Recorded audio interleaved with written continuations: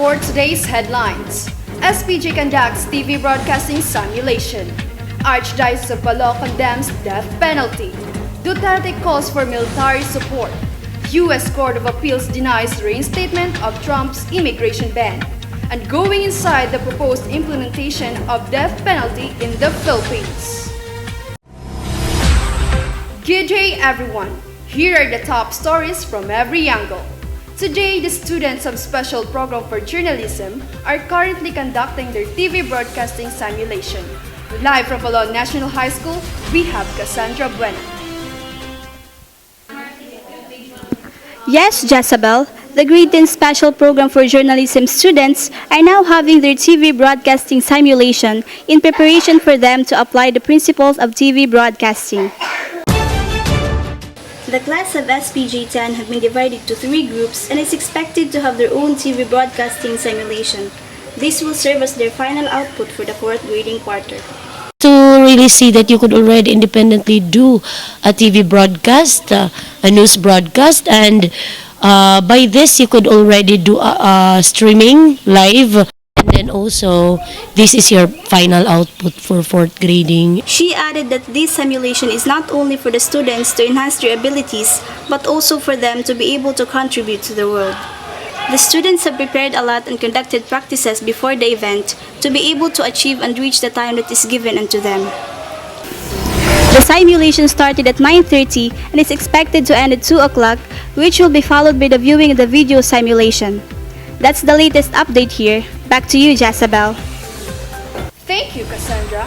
The Archdiocese of Bacolod gave its say about the implementation of death penalty. The church says no. Justin, tell us why.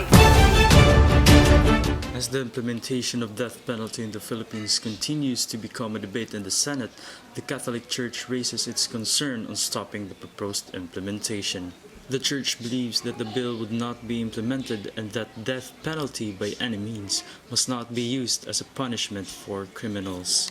Nagaampo kita nga pinaagit aton pagtuo kumuo sa nga katilingban, kumuo sa nga singbahan, malikayan ini nga pamaagi hin pagsirot para aton mga kabugtuan nga nagpakasala. But according to them, this doesn't mean that they will be meddling with the government's actions, stressing that the separation of church and state is standing between them. Ito separation of church and state ginhimo ito hiya to preserve han mga pagturunan han simbahan nga diri hiya ma-supersede o ma-impluwensyahan han ginihimuhan estado, not the other way around. The Archdiocese of Bacolod continues to appeal to all Christians to be one on being a pro-life and that criminals also have the right to change and be given a chance. Mario Pedrosa, EVN News. Meanwhile, President Rodrigo Duterte asked the support of military in protecting the citizens and on his war against terror. Faith has more of this report. Last Saturday morning, President Rodrigo Duterte delivers his address during the Philippine Military Academy Alumni Homecoming at Baguio City. President Duterte stated that he needs stronger military support in leading the country to protect the citizens from the lawless and the selfish, and also in battling the 2 main threats, the complex problem of illegal drug and terrorism. In a statement, President Duterte said that he needs the military not for social control, but to protect the citizens from the lawless and the selfish. The President's appeal to the military comes not long after he sidelined the police on the war on drugs and blasted the corruption in the Philippine National Police. This is Peyton Moro for News 360. The wait is over, as the most awaited romantic fantasy musical film, Beauty and the Beast, will be witnessed in a live-action remake. Following its animated adaptation in 1991, Walt Disney's Beauty and the Beast remake will be released in cinemas worldwide on March 17, 2017. Starring Emma Watson as Belle, Dan Stevens as Beast, and Luke Evans as Gaston. The story goes to an arrogant prince who got cursed and turned into a beast by a disguised beggar.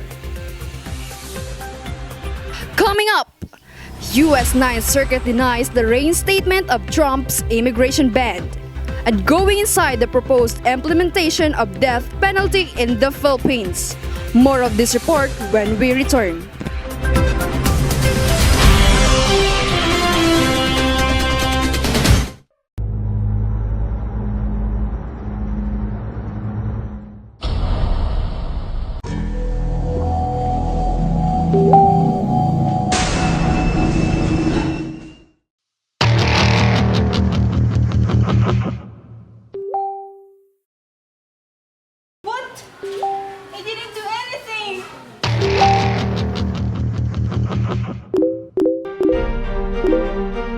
We're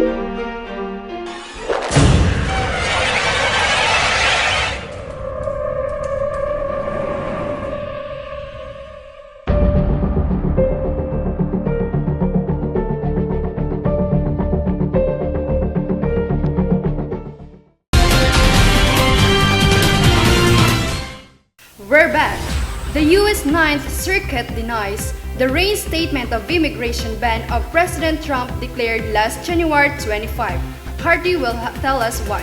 Hardy? The Ninth Circuit Court of Appeals in San Francisco refused to reinstate President Donald Trump's immigration ban. The U.S. Court of Appeals said that government failed to show any merits for their appeal and failed to state a failure to enter a stay would result into irreparable injuries, therefore denying their motion for stay.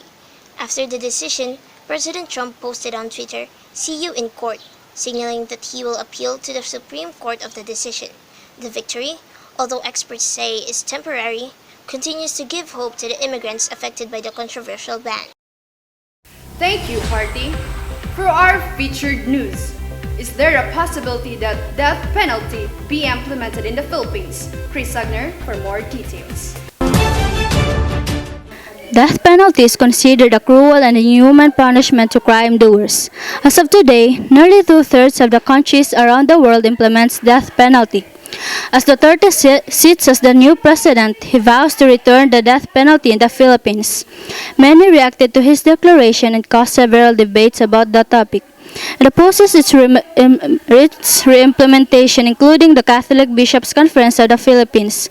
It will be very hard to implement this death penalty with all these negative responses from different organizations. Also, President Duterte says that he will order shoot to kill to those who resist the police order. There are 21 crimes punishable by death penalty, including treason, bribery, and even carnapping. Also, execution varies in many various types such as electrocution, beheading, hanging, lethal injection, and firing squad. Given that the implementation of death penalty is on risk of many oppositions and have gained negative reactions, the Senate still have ongoing investigation for the said implementation. Chris Sagner, News 360. For our final word today, and all thy ways acknowledge him, and he shall direct thy paths. This is Jezebel Dudukan. When there's a news, we report it from every angle. News 360. Good day.